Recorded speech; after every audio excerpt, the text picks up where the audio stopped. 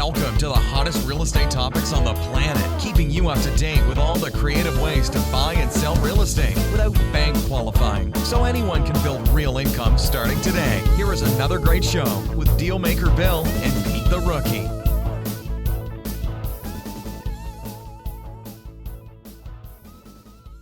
Here we are, Peter, at another exciting episode of Flipping Houses for Rookies.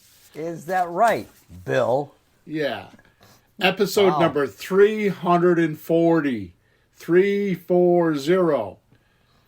The name of today's podcast is The Key Ingredients to Creative Real Estate Results. Mm-hmm. Here is the description. Making planning become an actuality is not as simple as most believe when first starting out on any venture. In fact, the opposite is true. Often we end up erecting a monster and get more and more confused. Therefore, to have a real estate activity that is meaningful, useful, and lasting, you have to understand the key ingredients of the activity and then be able to make planning become an actuality.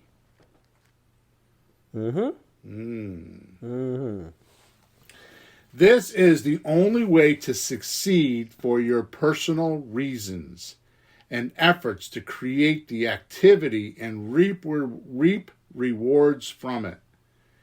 Getting something like this done is often tricky unless you follow along today. We will help guide you on a simple, clear path to getting results that will propel your dreams. Because creative real estate is not a well-defined subject, too many get lost and forgotten, and collapse occurs unless you do what we're about to cover in the next 60 minutes. And you'll be able to you will be pleasantly surprised about how easy it is and why it has been so confusing up to now. So make sure you take notes. Well, it's interesting. You say creative. Now, I'm an artist, and that's what it's all about. And when you create, you're not just doing the same old things. So we have a bag of tricks and a lot of techniques, lots of ingredients. In the beginning, it can seem like way too many, right? Yeah. And actually, what you're really good at is like getting rid of. How you help me, folks. You got to get rid of a lot of ingredients that you don't need. Yeah. Bill's not going to even talk about that today. No. But you got to get rid of all that stuff. But then, how do you create with it? I mean, we because we're not in the banking system, the real estate, the realtor system, and all that. We don't have to just follow the rules. We can do, when you buy and sell with your friends, you can do whatever you damn well please. There's no laws about that. So being creative can be like a little Wild West, but you got ingredients for today, I understand. Yes. So why don't you take the podcast back over? Thank you, Peter. Yeah, go ahead. Topher G says, hey, Bill and Peter in the house. Welcome, Topher. All right. All right, so first of all, we're going to do some housekeeping. There are a couple things you should know. First of all, every Thursday morning, 9:30 a.m., thereabouts, Eastern Standard Time, we record this podcast. If you would like to join us, you can go to, because we live stream it, to Facebook, YouTube, and Twitter. You can go to any one of those platforms, and you could actually, in the comment section or wherever they allow you to type such things, you can send us a message like Rocky just did. Good morning, Rocky. How are you this morning? So you can type us messages. I do have a rule, though. I absolutely will only answer questions pertaining to whatever we're talking about in the podcast, because these podcasts are recorded and they last for a very long time. However, if you have other questions, you can go to two places. One is our group called Let's Talk Real Estate, and that's on WhatsApp Messenger. So if you go to WhatsApp Messenger and type in Let's Talk Real Estate, you can get into the group. It's a free entry. Or if you go to flippinghouses4rookies.com, top right-hand side, there's a support link. All those support tickets come to me. I answer them personally. So if you have any questions that you want to ask that you don't want the group to see, or if it's a personal thing or a deal or whatever, you can do it there. Actually, I prefer to do the deals in WhatsApp Messenger because you'll get more than just my help. Also, if you would subscribe to us so you know when we're on the air, that would be really awesome.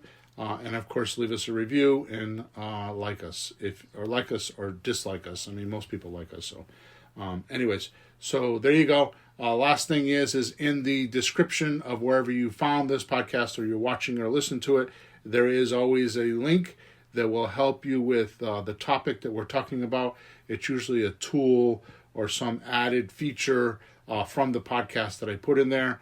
And often I put surprises in there. Like other places, I'll charge for stuff like this in here in the podcast because you're here listening to us for usually 60 minutes plus. I respect your time, and I'll put some prize in there for you. So there we go. So let's get started with today's podcast. Start. Go ahead, Pete. Go ahead. So as I was saying before, Bill, you need to go to the bathroom. You need to go. No, I'm good. You get upset. You got your tea. All right. Yeah. Okay. You go for a while. All right, Pete. I'm gonna make a statement that is very simple, but probably the most profound thing that I could ever tell you. Isn't that the way it goes? But if it's that simple, that profound, Bill, we might not get it. Yeah, well, it's taken me 20 years to figure it out. So there you go. The most simple things. It's like kind of like thinking about the air you're breathing. It's like you never think about that. You don't think about how your organs in your body run. No, you just put some food in there, and once or twice or 3 times a day, you go to the bathroom, and that's it. Unless you run healthy. Until they break. Exactly. Yeah, right? Until they break, they're like, ooh. And I say this because it has made me the most amount of millionaires in the country today. So I'm going to say that again. So this profound statement has made the most amount of millionaires in this country to date. Okay? And I know because I don't even know how. I've been kind of doing some reading lately and doing some study, and I'm a little bit lost right now. I don't have like a topic or something I'm heading for, but all of a sudden in the last 2 weeks, the books that I've been reading, because I have books. I buy books and I don't read them right away, and I put them on the shelf. There's a queue over there on my bookshelf on books I haven't read yet, so I keep them on top so I can, when I'm ready to read, I can go get them, right? And for whatever reason, the Millionaire Next Door keeps coming up. Great book, right? Great book. And for whatever reason, the 2 or 3 books that I'm reading, because I usually read 2 or 3 books at a time. I read one in the morning, usually one at lunchtime, and then one in the evening. So I have 3 different topics going. I don't read the same book all day long. Okay, unless it's a really good book. Unless it's a really good book, then I stick to it, right? So like a Jack Reacher book. Yeah, no, I watched Jack. Lee Childs. Yeah, but I've read all his books, most of them twice. So, anyways, here's the datum. We're talking about bullshit right now. Here's the datum. You ready? This is a really profound datum, and I'm going to tell you that it is and should be the core of your life. Economically. Wow. When your production has exceeded your consumption, you've made it in life. When your production has exceeded your consumption, you've made it in life. This is your millionaires. This is your Millionaire Next Door, right? They keep their living standard the same as when they were broke. Like I know, for example, this is probably not a good example, but it's one that comes to the top of my head. Dave Lindahl, right? Mm-hmm. Dave Lindahl is famous in the real estate business for having 9,000 plus units. So he's got 9,000 plus doors. He's got 9,000 people that pay him, and they say, and we know because we used to hang around with his personal assistant. he had a cape that he bought in Massachusetts, and he lives in that same cape. Now it's a beautiful house and it has everything he wants, but he never went and bought a 10,000 square foot mansion, right? Yeah. For what? This is the reason why, like NFL players and lottery winners and all these people get these chunks of dough and then they don't have it later, is because they break this rule. Your production has to exceed your consumption. Okay? So, and then you made it in life. So what I'm going to talk about today is this is the underlying core. You want your real estate business, to do the same thing. You want your production to exceed your consumption. Now, basically, a better way to say that business-wise is, to spend less than you make. Right. Right. Or make more than you spend. Either way. Yeah, well, that's kind of backwards, because if you make more than you spend, then you'll always be spending too much and then have to go make more, right? And you better spend. Which is what my life is. A lot of my life is I spend too much and then I got to go make it, right? Okay. There's a horse and there's a cart. Right. So, anyways, that's the first thing I want to do, and add that. So, if you take that, when your production has exceeded your consumption, you've made it in life. Now, add that to what Kiyosaki said, right, and his cash flow quadrant.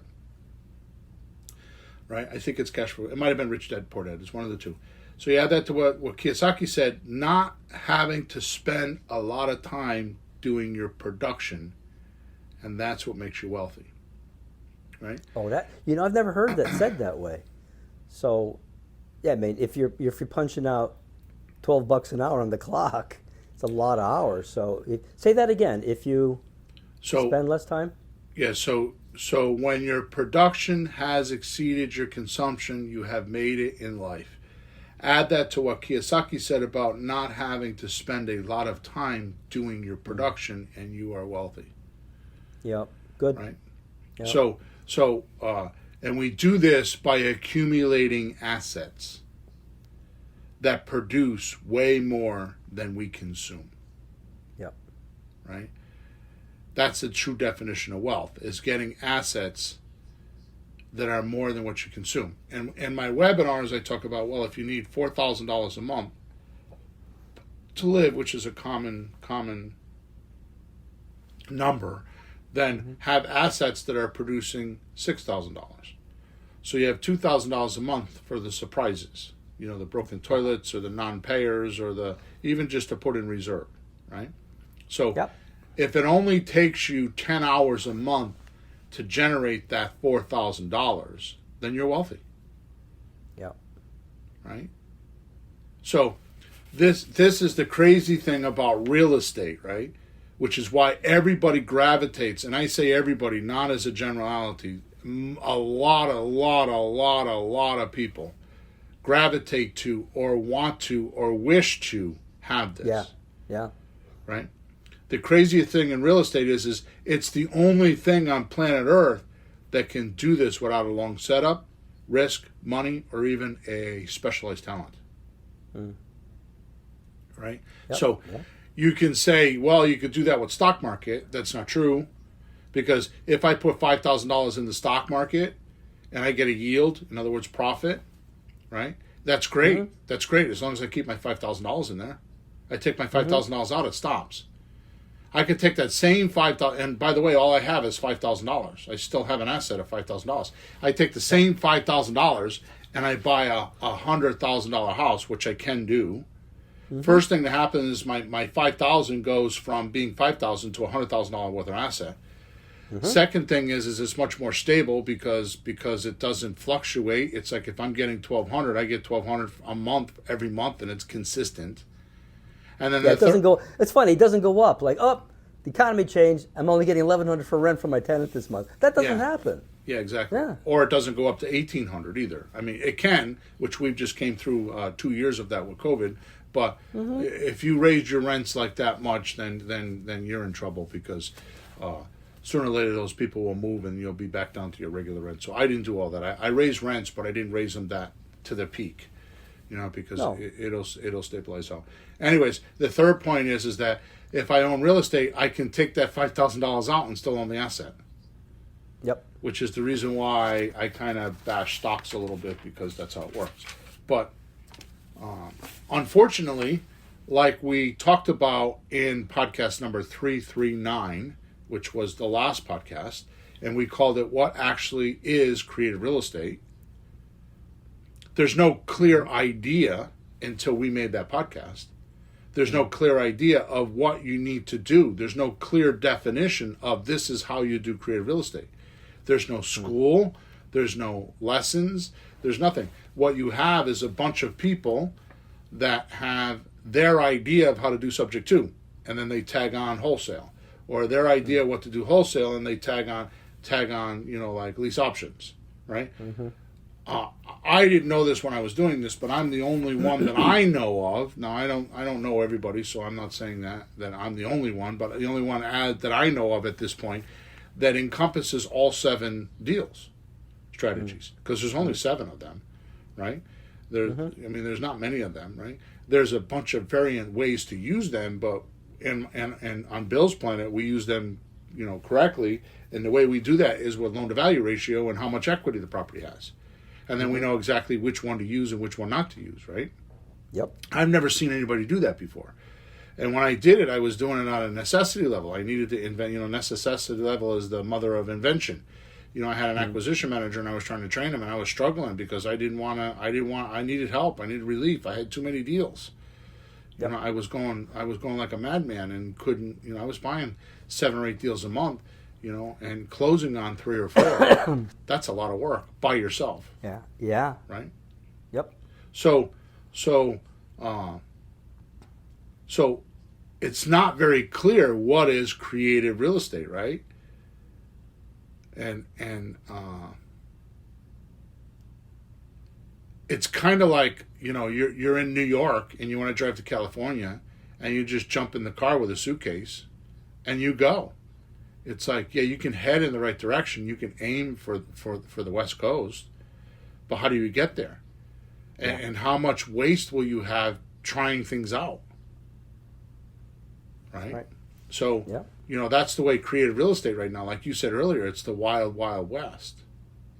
Right? So I want to back up to what you were talking about, because you said creative real estate is creative, like an artist. And that's a bit of a misnomer, because there's only certain ways you can do them. There's only certain documents that you're going to use. You're going to use options. You're going to use leases. You're going to use purchase and sales contracts. You're going to use land contracts. You're going to use deeds, and that's it. So the creative part is how you use those documents.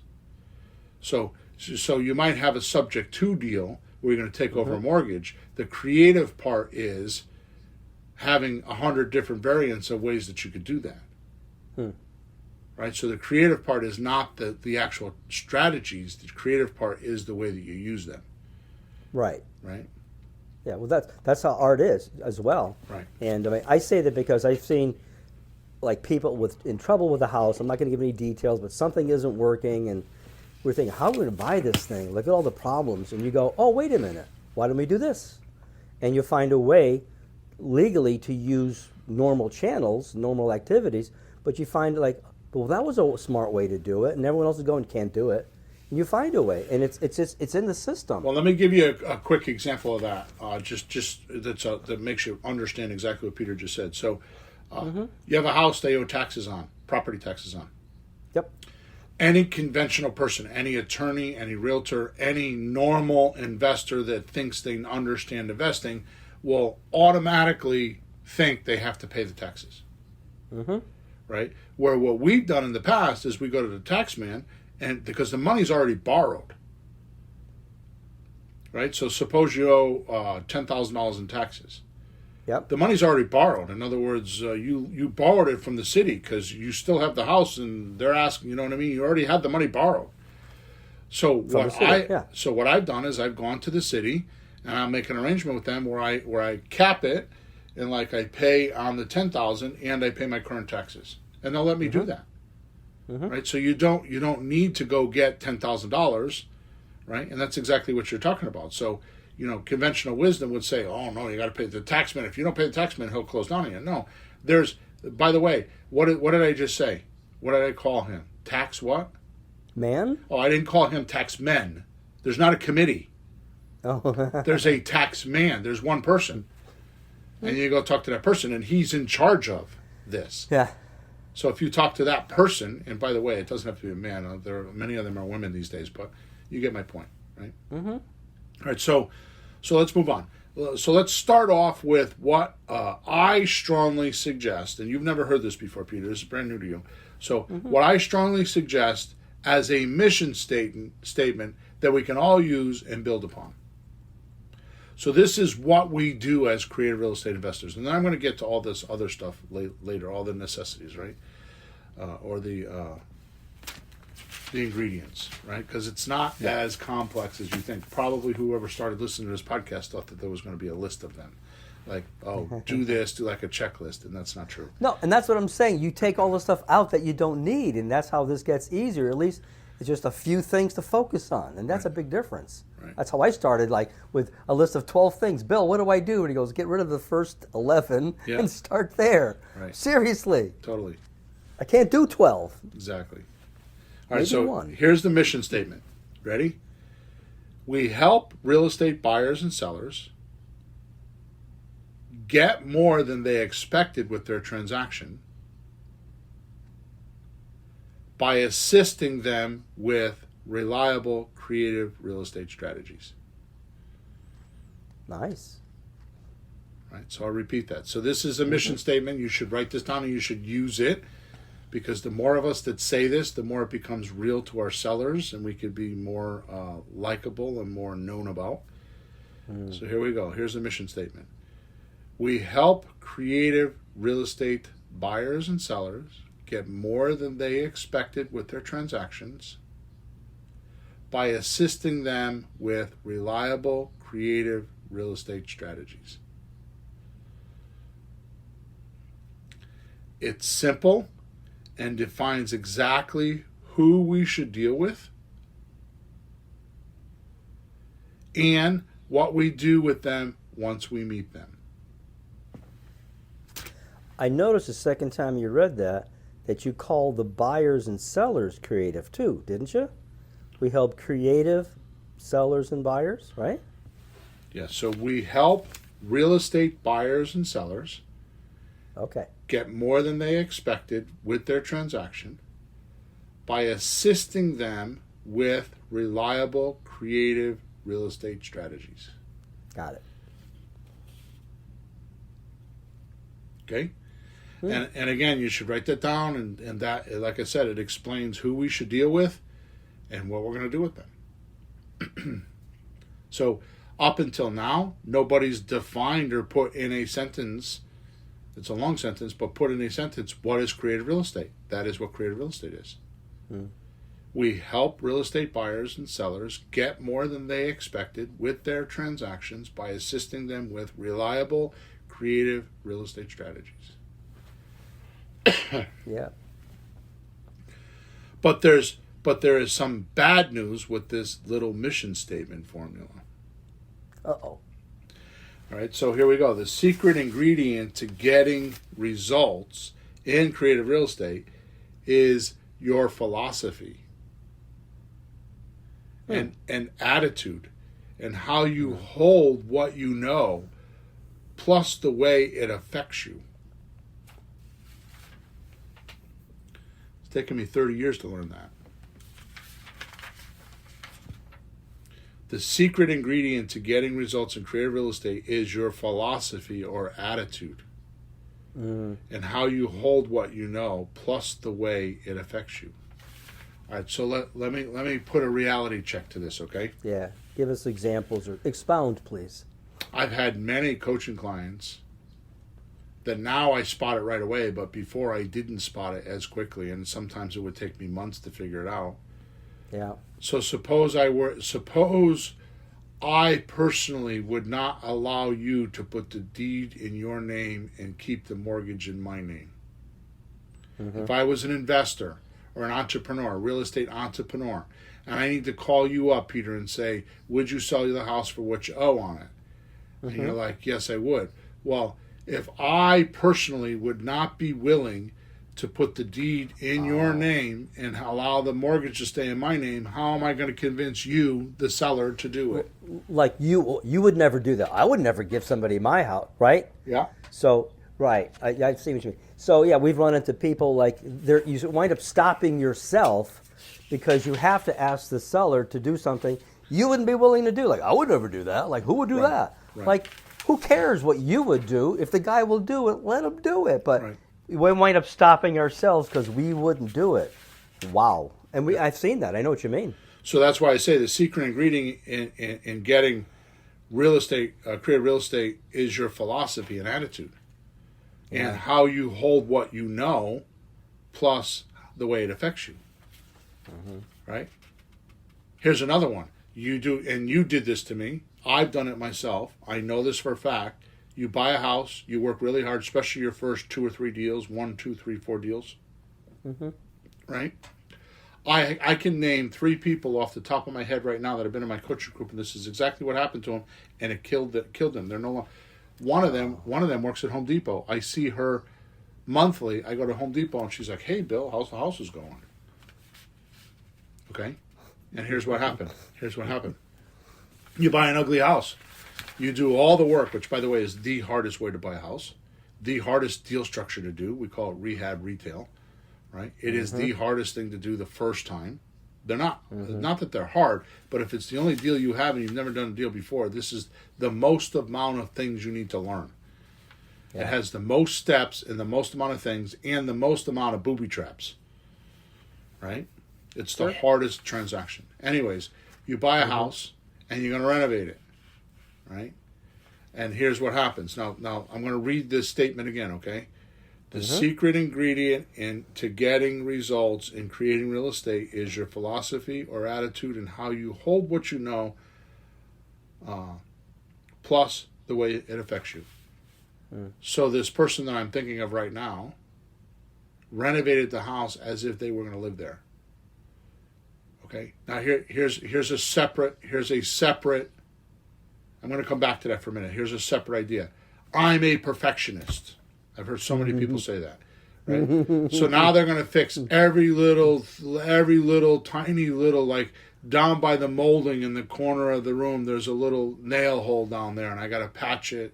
You know, we painted the whole wall, so I got to patch it and paint that wall again because I don't like it. Right? So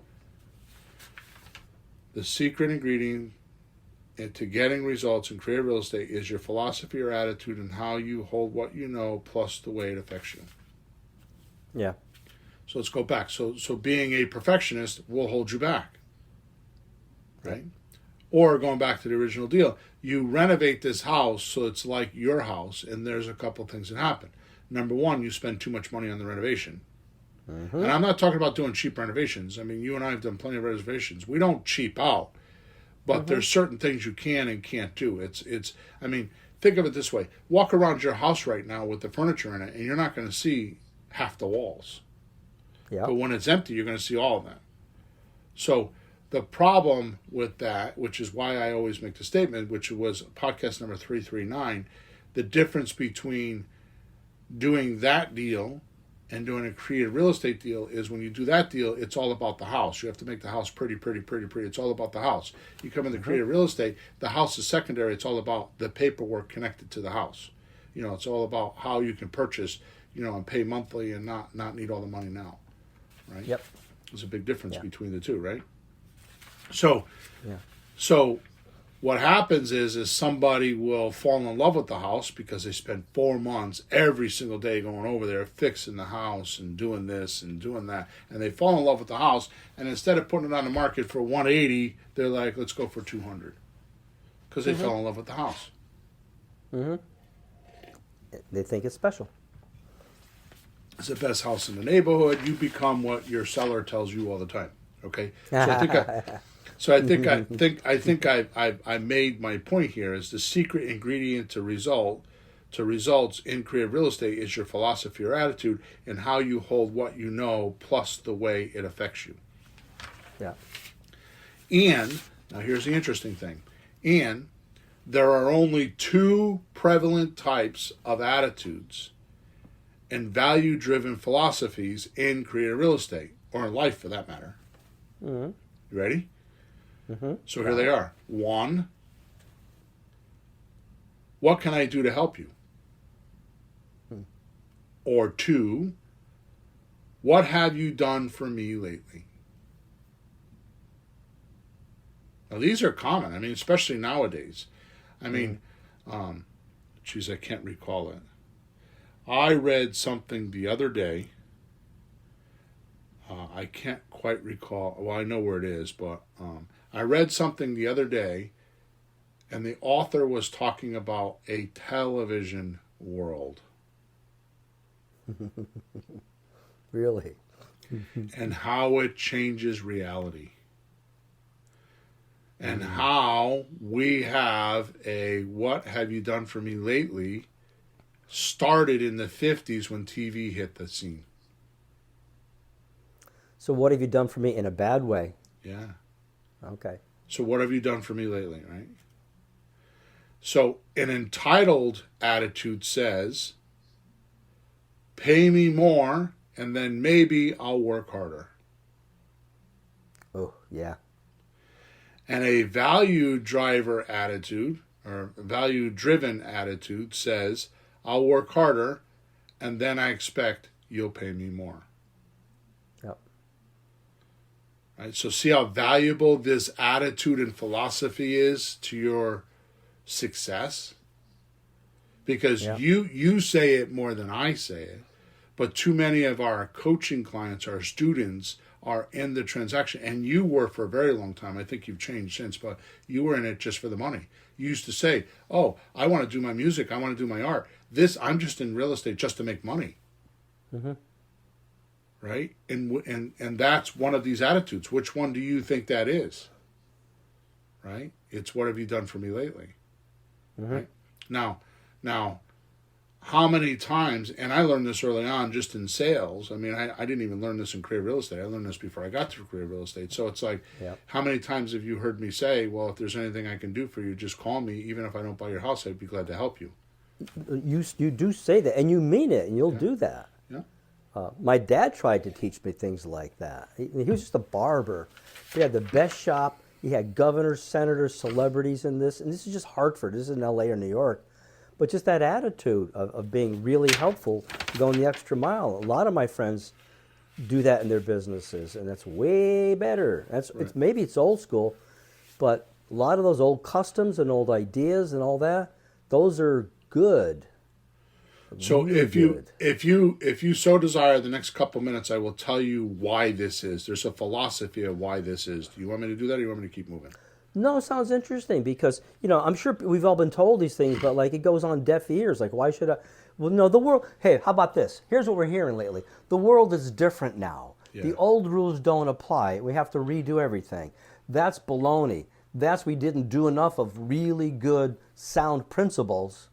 And now instead of doing those, we're going to do some stupider things. So really good, sound principles that help you survive are important. So go ahead. I'm sure it's going to be something very enlightening for us. So in sales, of course, you have to realize that I am at heart, before I am anything else, I'm a copywriter. Right? I don't talk about it much. I was for a very long time writing 20,000 words a week. Mm-hmm. Between the podcast, between my book, between my emails, I was running. I mean, I do that some weeks now, but I think nothing of sitting down in an hour or two and writing 2,000 or 3,000 words. I think nothing of it, right? But it's taken me a long time to get that. My point is that I was a salesperson first because I sold consulting and I had a used car lot and I used to sell cars. Now I'm not. I didn't learn from the other used car guys. I had a gas station and decided one day that I wanted to sell my 9 tow trucks and start selling used cars because somebody gave me a car and I put it out front for $1,000 and I made $900 because I fixed it myself at night and I put it out front. And I'm like, huh. And then I did it again and then I did it again. So I sold record numbers in my used car lot because I didn't do it the way everybody else did it. So I was not that sleazy, like come in. I did it the way I'm going to tell you right now. Okay, Yep. so here's what happens. When you say, what can I do to help you? It physically, not mentally, it physically, mentally makes you go get up from your side of the table, walk around the table, and stand in your prospect's shoes. Mm-hmm. Because now what happens is you have to go over there and get their point of view or what they're seeing and what they're hearing and what they're feeling and know that before you can do anything. Yep. That is the definition of copywriting. Copywriting, by the way, is salesmanship on a page. When you do copywriting, when you really do copywriting, if you have not experienced the product yourself, in other words, bought the product, like if I was going to copyright for, the shoe salesman down the street in a shoe store, I'd have to go there and be a customer and go through the process and go through the experience of the person buying the shoes. At that point, I can start writing professionally on the experience. So when you say, what can I do to help you? It makes you personally go through the experience with the prospect. Mm-hmm. When you say, what have you done for me lately? You nix anything that's the used car salesman. You're like, okay, well, buy this car because it's the best commission for me. Yeah, exactly. Right? It's not that. How can I help you? It's all about me. Okay, so enough of that. That's not the point of today's podcast. We diverted. But a value-driven attitude and philosophy is everything. Now, I know there's people that are listening to me right now or have logged off of this podcast because they thought I was going to give them a checklist. I'm telling you with all my heart, these little mindset things are the difference. I have worked with hundreds of people. And that people, our coaching group, look at our coaching group. Who comes to the call every Monday night with questions? Mm-hmm. And who doesn't? Mm. And who's buying houses and who isn't? Yep. Says a lot. Okay? Yeah. What you just said in those last 2 minutes, for me, that's the most important part until, whatever's coming next, I don't know.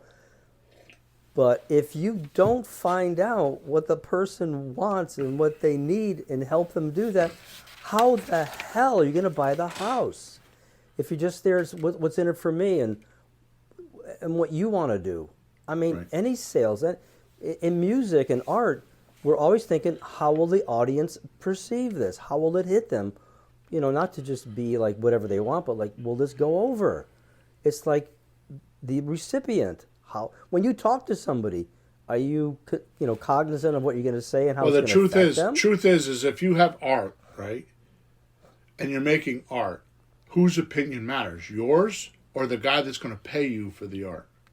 If they don't like it, they don't like it. and they don't pay you and you have no money, right? So in our particular case, our sellers are giving us a shit ton of money, either in equity or in cash flow, to solve their problems.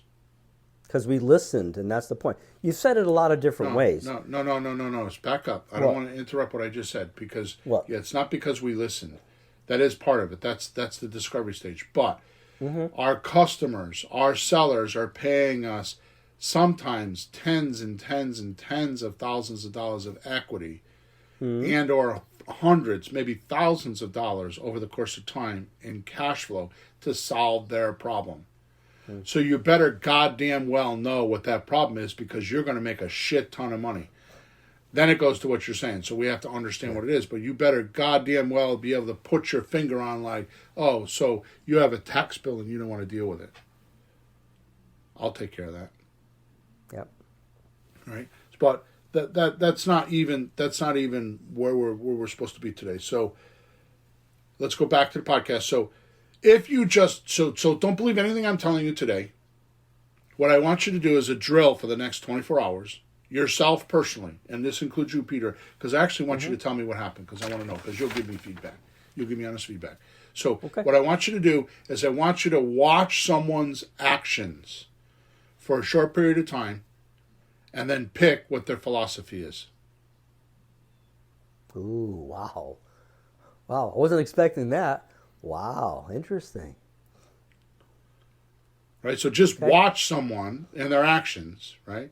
Because your philosophy is your view of life.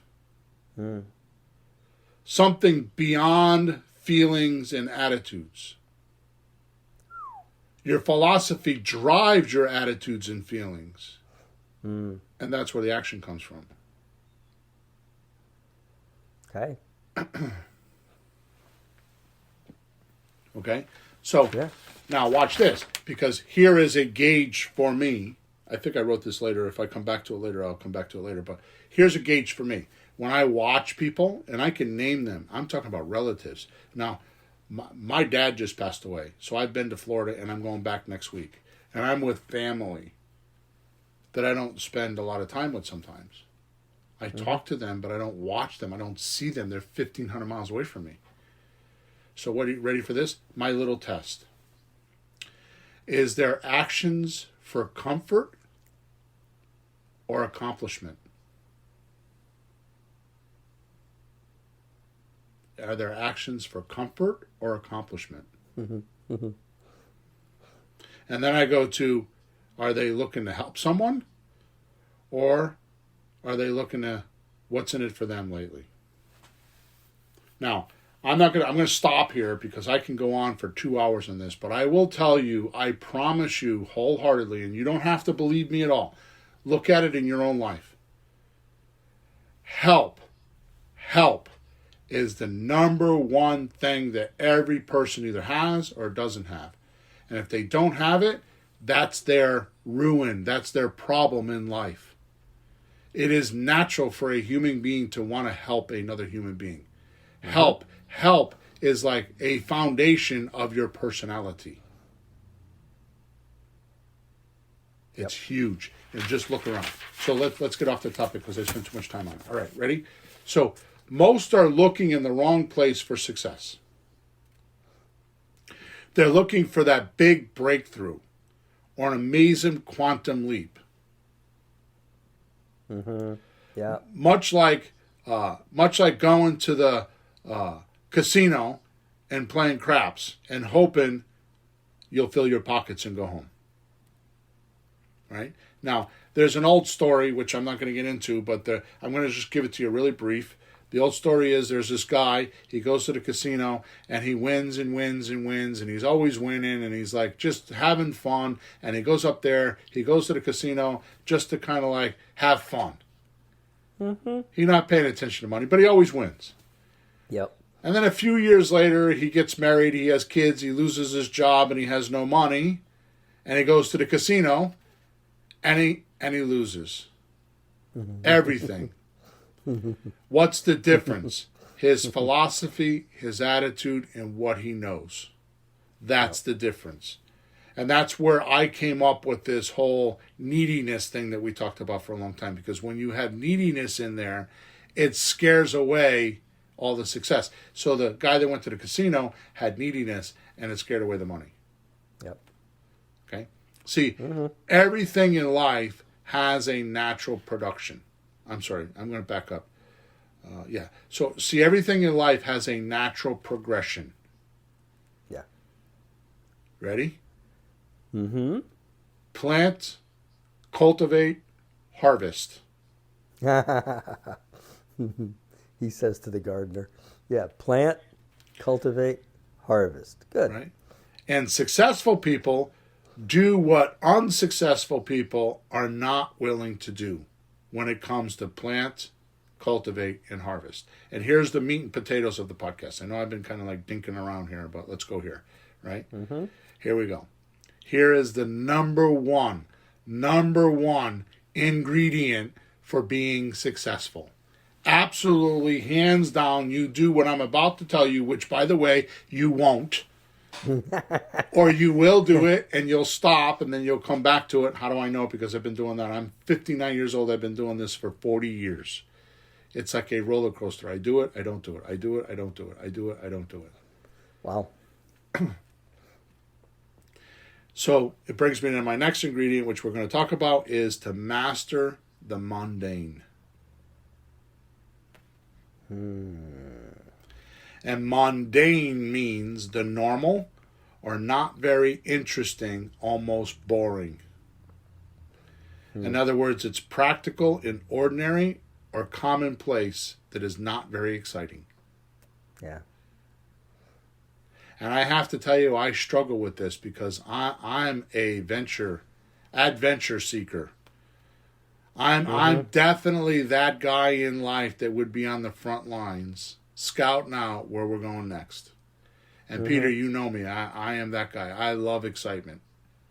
Right? Yeah. The new thing. Yeah. The next thing. Shiny object, right? So doing the steady, repeated actions in creative real estate that gets the results in the wealth. That's where most people lose it. Right? Yep. Much like water repeatedly running over the hardest rock ever and making it smooth, or putting a cut or cutting it in half. I didn't make this up. Look at the Grand Canyon. Yeah. The Grand Canyon is exactly that. It's water running, cutting through the rocks, and look what it's done. It's made a Grand Canyon. Yeah. Oh, by the way, yeah. what does that mean? Grand means what? Friggin' large. And what does a canyon mean? That means a pretty big cut. That means a hole, right? In the earth, through the rocks, right? Yeah. That's the difference between the successful and the unsuccessful, is mastering the mundane, the boring shit, the stuff that has to be done that you get bored with and you just don't want to do it. Now, let me be extremely clear here. The only thing you need to do, or the bare necessity of creative real estate investing, is this. The only thing that you need to do, there is nothing else you need to do. And I have pounded this gauntlet for years and have not been believed, and the ones that do believe me succeed and become millionaires. Talk to motivated sellers.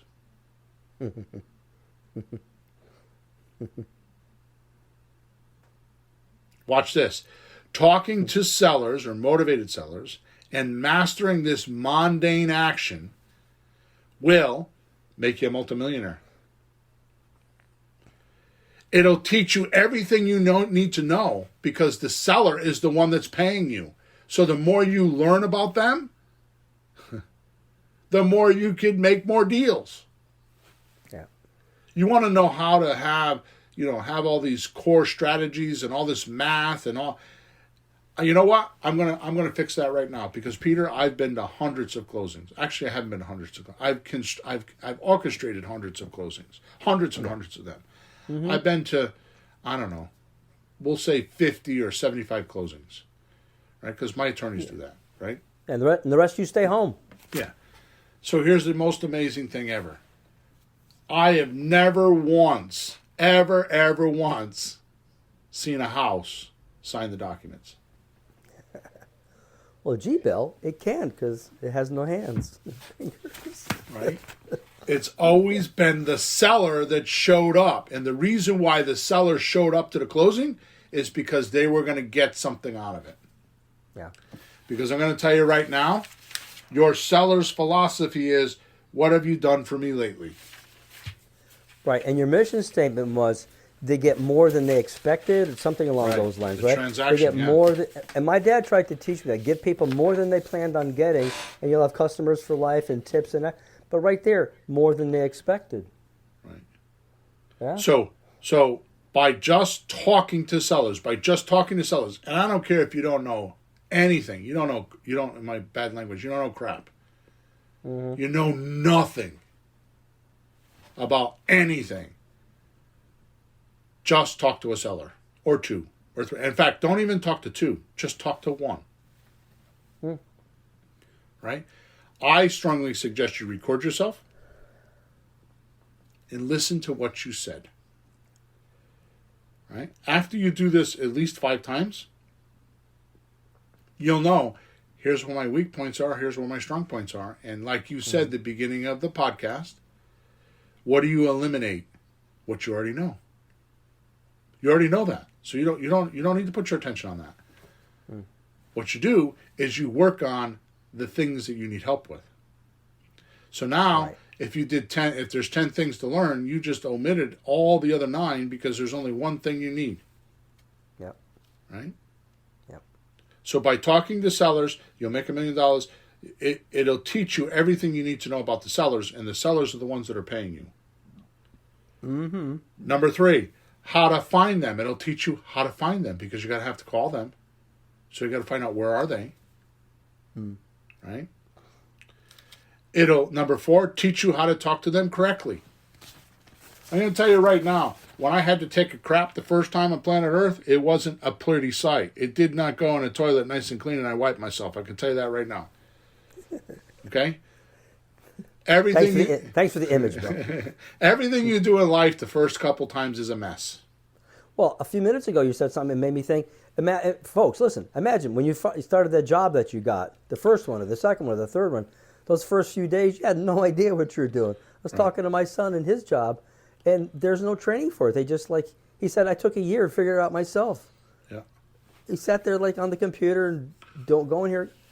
It's terrible, you know. Yeah. You don't get that much training. You go to college even, you learn all this stuff, and you wind up in a job. It's not what you learned in school. Right. So you still have to do that. So why not here? The other thing you're going to do when you talk to sellers is you're going to make offers. You're going to learn what offers to make them. And I promise you, the only thing you need to know in creative real estate is this sentence. What would have to happen for me to buy your house today?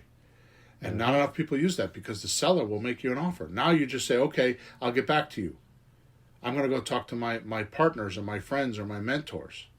Worst case scenario is you send a support ticket to me. I'm not gonna coach you, but I'm gonna give you an idea. Do this or do that, or go watch this video, or go do this. Right?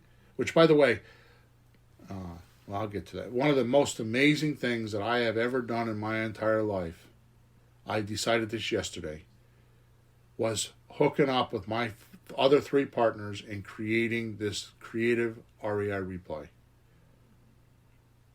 And you know it because you use it. It does all this for you, including I put all in one spot, all my best training in one spot, which is all the checklists. So the way it works is you ask some questions, you put 4 or 5 numbers into our deal calculator, right? And it tells you which deal by a red, yellow, green light, which deal you can do. And then once you decide what the deal is, there's a checklist on what to do and how to deal with the customer and how to do all the paperwork. I've never made it that simple. So what offers to make them is irrelevant. You just haven't hooked into the right stuff yet, right? But I can promise you, if you have a motivated seller that's telling you, yes, I'll take monthly payments, and yes, I'll take 30% less than what it's worth, I promise you, you will not sleep. You will figure out how to get that deal.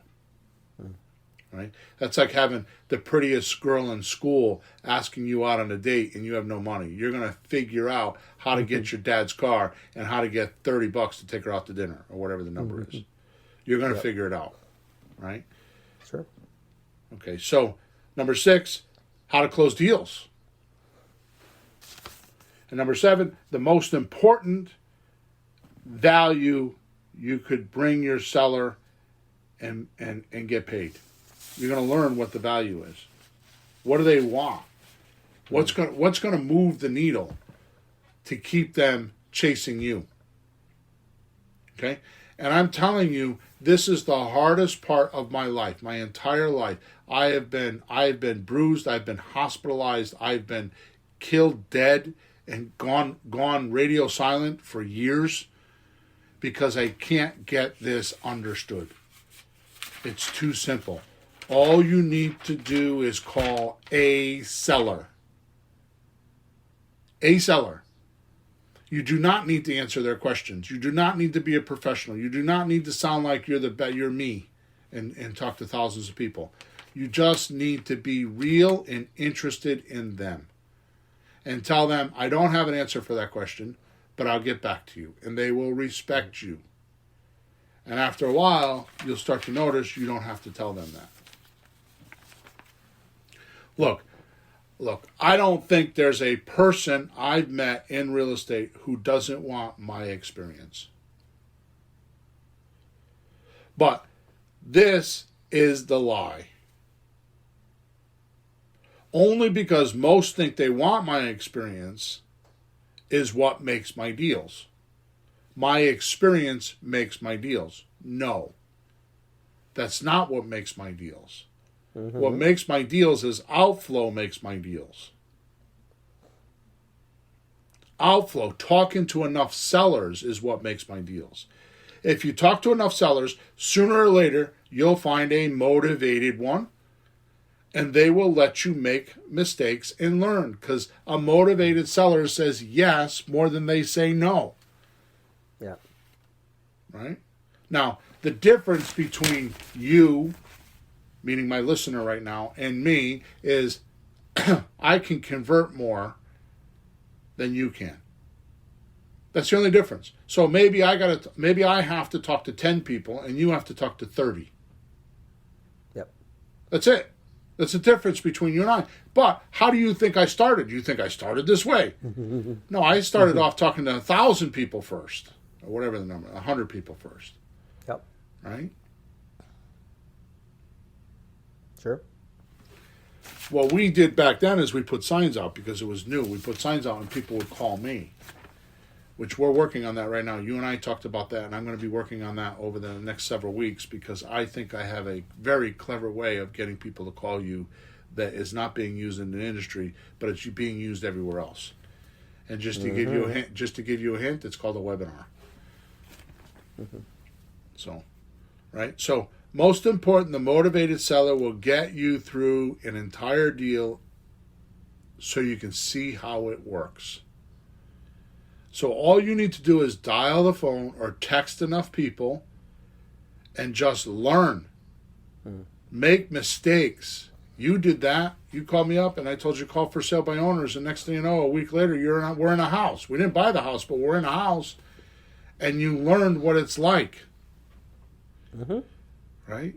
Like I didn't call. You know, I'm sure like a lot of you guys out there are afraid to call, or nervous to call, or insecure to call because you think you won't do a good enough job to convince the guy to sell you the house. Well, it doesn't work that way. It doesn't work that way. Bill doesn't convince everybody to sell him the house. They don't want to sell him the house. They won't sell him the house, so no matter what he says. That's a valuable point. So here's what happens.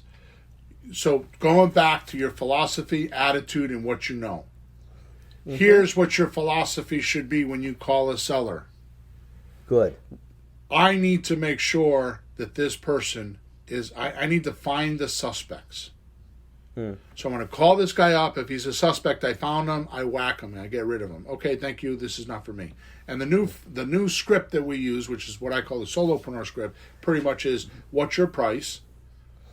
Okay, the only way for me to buy the house for that number is if I make monthly payments. I don't want monthly payments. Okay, then you got to give me a discount.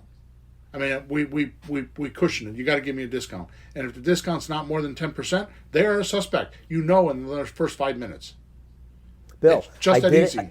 Bill, I did that yesterday, and I've been using the script, but I haven't been making as many calls. And Monday we talked, and I started shifting my operation to more calls. I did the call exactly like that. I wasn't sure if it was the right house. It looked really expensive and blah, blah, blah, all that stuff, whatever. I just did the call anyways. Nice guy. We had a great talk. I went through the thing. I was done for sure. I'm finished. This is it. Not going to work out. Okay. 4 minutes, 49 seconds. Yep. Okay. And if I just did what I do with the piece of paper, it would have been a half an hour. Yep. And I got right to it. 4 minutes, 49 seconds. You said something very profound at the beginning of the podcast, and I don't know if you meant to say that, but you need to get rid of what you don't need. And you don't need suspects. By the way, 90% of 7% of the people you talk to are going to be suspects. And all a suspect means is they say no to what you want to do more often than they say yes. If you want to make monthly payments and they don't want to make monthly payments, they're a suspect. They're not a suspect to sell their house because somebody will buy their house. They're just suspects for the way that we want to do it. Yep. Okay? So, motivated sellers. So all you're looking to do is find and get rid of the suspects because all of a sudden the prospect will float to the top. Okay? Then, once you hear that first prospect, from that day on, you'll have something to gauge all of your deals with. Mm-hmm. And here's what I call it. I call plus points and out points. Right?